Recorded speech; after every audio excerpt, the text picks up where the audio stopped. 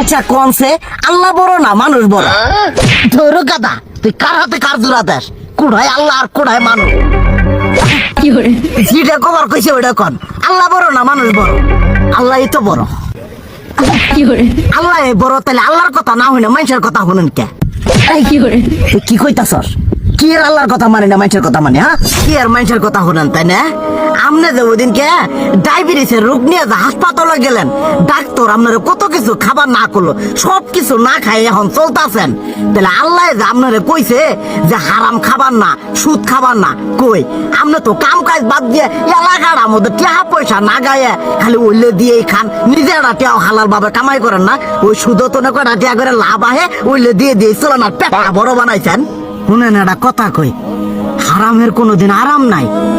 হালাল পথে রুজি রোজগার করেন, প্রয়োজনে এড়া বেলা কম খায়েন, তাও শরীর পিণ্ডও ভালো থাকবো, কোনো রোগ বেদও হবো না, আরামও পাবেন, আল্লাহও খুশি থাকবো।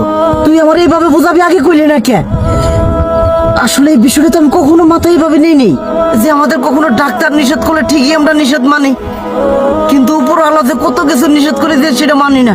আর এই যে হারাম পথে টিয়া পয়সা কামাই করতেছেন, শরীরের মধ্যে দুনিয়া রোগ ব্যাধ হয়েছে, দেখা যাইতেছে যা টিয়া হারাম পথে কামাই করতেছেন তার তো বেশি টিয়া মনে করেন জ্বলে যাইতেছে গা বেশি।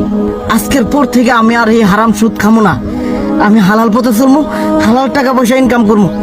এতে করে যদি একবেলা কমও খাইতে হয় তবুও খামো, তবু আমি আর এই হারাম পথে চলবো না। আচ্ছা ঠিক আছে।